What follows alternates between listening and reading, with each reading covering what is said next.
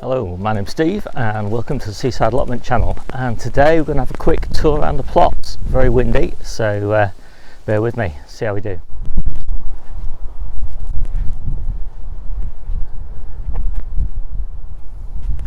So let's start with the polytunnel. They're out of the wind. Christmas potatoes, they're all finished now and just in there for storage. And I've got my little indoor brassica bed, which is coming on very nicely. I'm very pleased with this. These are all brassicas for eating between now and the spring. And as I've mentioned several times before on previous tours, these are really just here so that we can harvest in bad weather. And we're expecting a bit of bad weather, so it's pretty nice to see how this has all come on.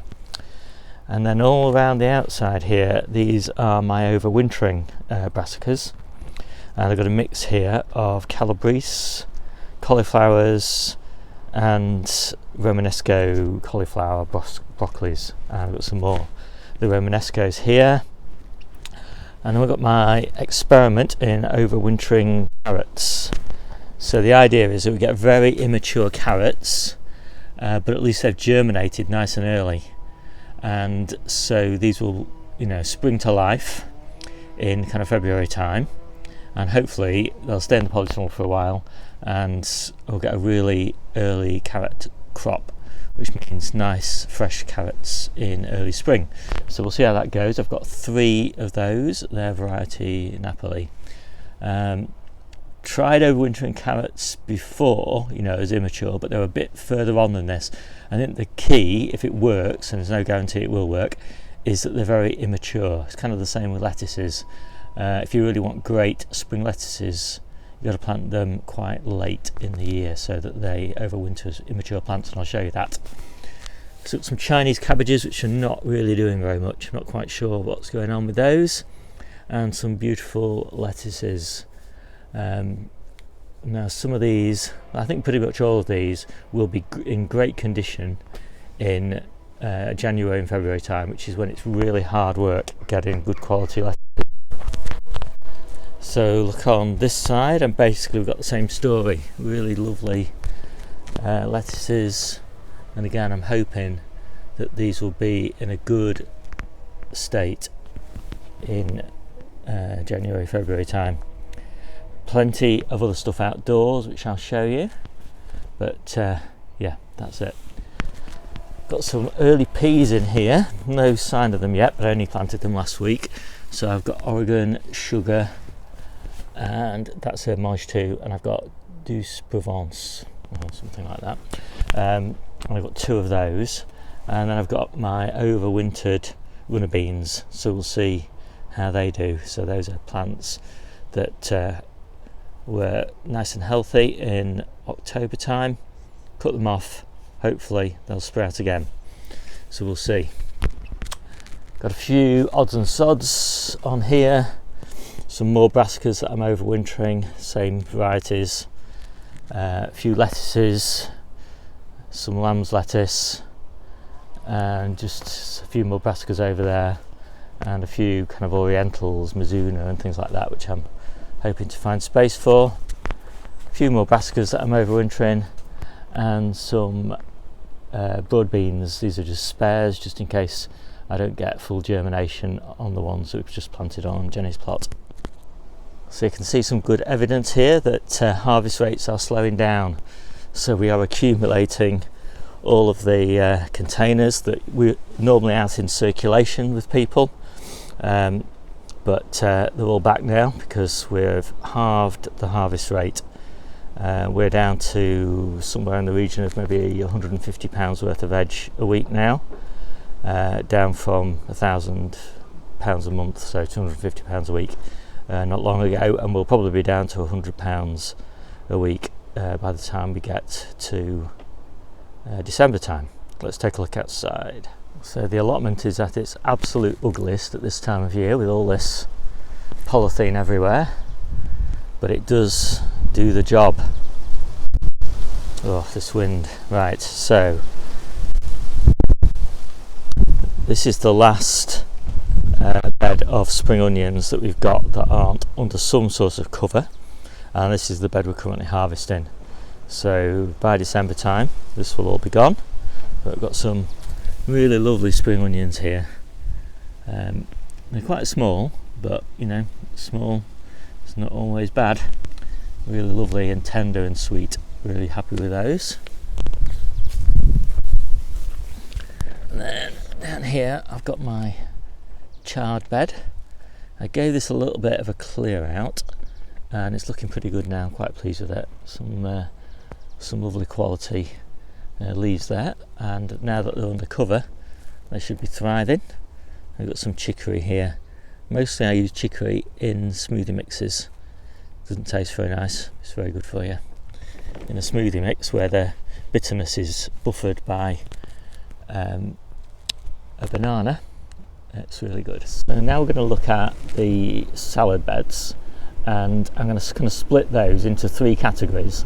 So the salads that have just been planted recently, and those are going to be overwintered, and they're going to be beautiful plants in early spring, probably about late March, April time.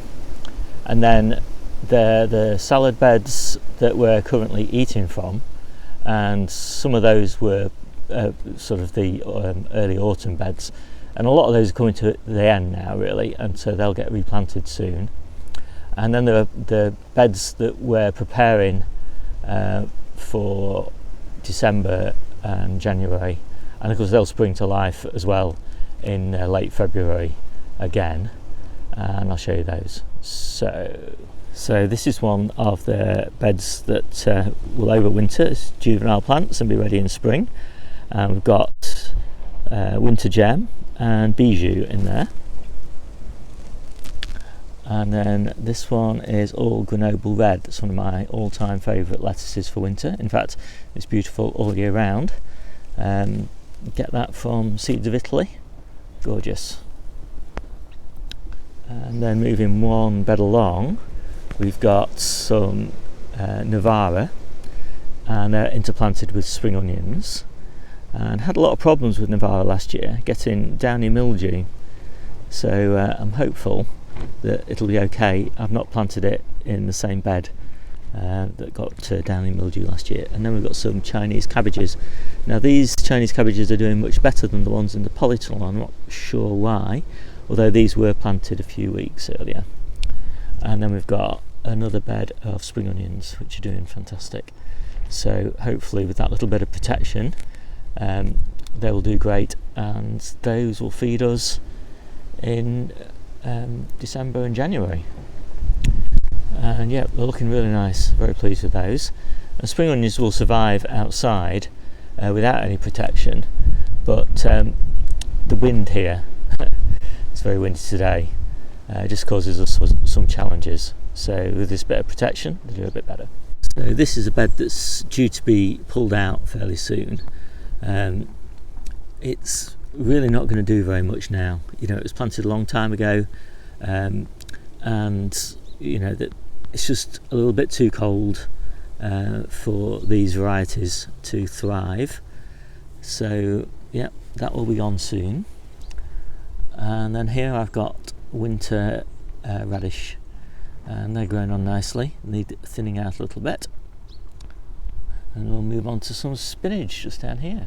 So I just planted this spinach bed last week, and it's growing on quite nicely actually. I'm pretty pleased with it. I think this is all red kitten. Some of it doesn't look so good, and some of it looks really good.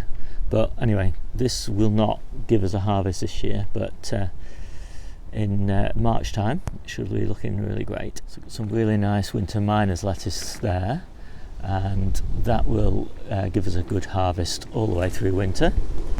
And then if we swing over here a bit, I'm trying to keep out of the wind, we've got a lovely bed of lettuces, most of which will be really lovely in spring. So hopefully these will be ready in March time, and those at the end there will probably be ready in late December and January time. So lovely bed this one. Very pleased with that. Some very late planted spring onions, and so hopefully these will give us a nice harvest in March time.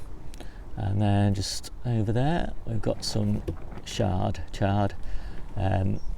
which we're picking as smaller tender leaves than the chard in the other bed.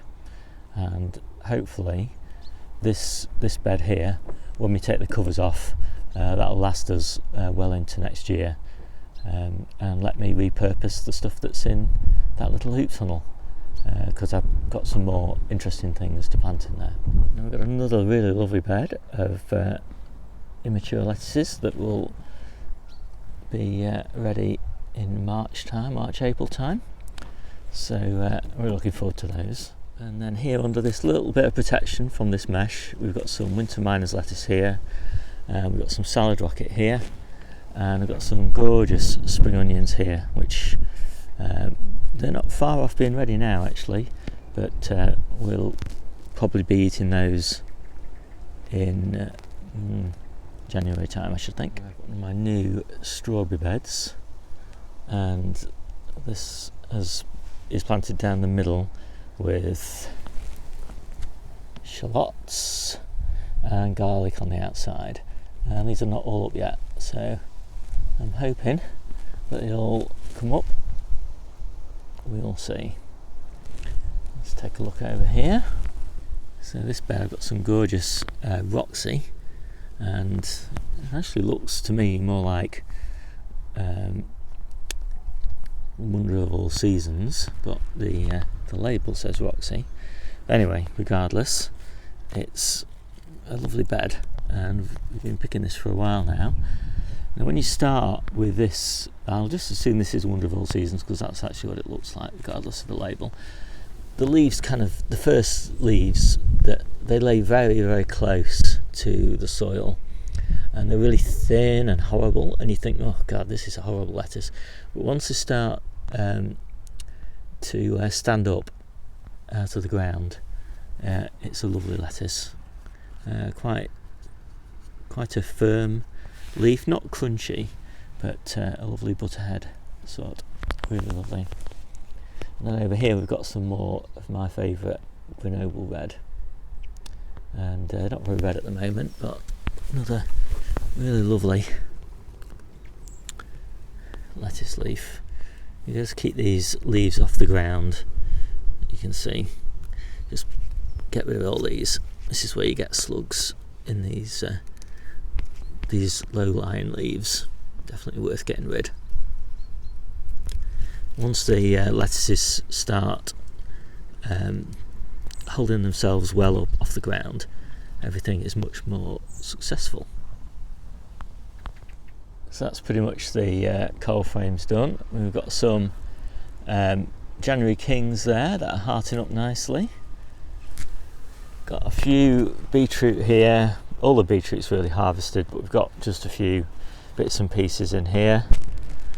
We've got some really nice salanovas in here, and last of the black carrots down there. A few more romanesco and a few more spring onions there, and then my very disappointing carrots. So I was really pleased with this bed of carrots. I thought, wow, this is great, it's going to keep me going easily until well into January. And then I started pulling the blooming things up. Look at that, pathetic. Now that's probably not, we've had better ones than that, but yeah, not great at all. So it's a good job that I overplanted carrots and I got a really nice crop at home. But I'm not really sure what happened with this, whether it just planted a little bit too late or what happened with it. But anyway, not good. Right then, let's have a look at Debbie's plot, and we've not got a huge amount growing there now, and there's not a lot of change, so this will be quick. So there's the quick overview. It's all looking very tidy. We got some really bad cabbage aphid on this one, but interestingly Debbie's been attracting the birds onto her plot with bird feeders and things like that, and she's also getting some nasty attacks on these brassicas from pigeons. So we're going to have to do something about that. Fortunately, the most important crop, which are the clevette, purple sprouting broccoli, don't seem to be getting any attacks from pigeons. So as long as we get these covered up, we should be alright. There's one of the offending pigeons over there. And that, I think, is pretty much it for Debbie's plot. It's looking good. So here we are on Jennie's plot, and it's okay. It's looking pretty good. Brassicas, it's just been such a terrible year for brassicas. Anyway, let's take a quick look round. Leek's doing pretty well. Field beans are coming up well.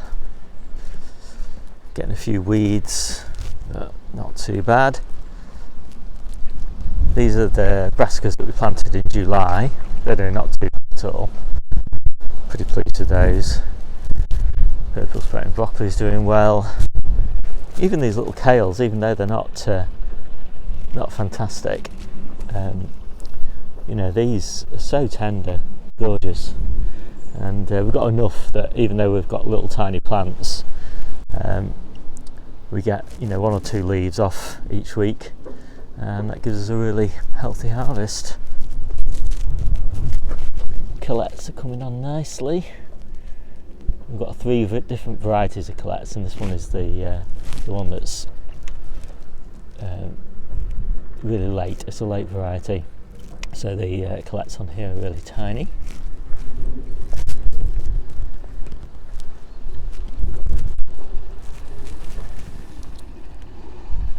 Strawberry bed's doing really well, and you can see all of the garlics are coming up beautifully. The elephant garlic beds, all the garlic's starting to poke through. I don't know whether you saw those, but yeah, elephant garlics in this strawberry bed. And then this is the main onion and garlic bed, and again, it's all coming up. Not every station has come up, but pretty good. Quite pleased. And I've got some spare bulbs if I need to just fill any gaps.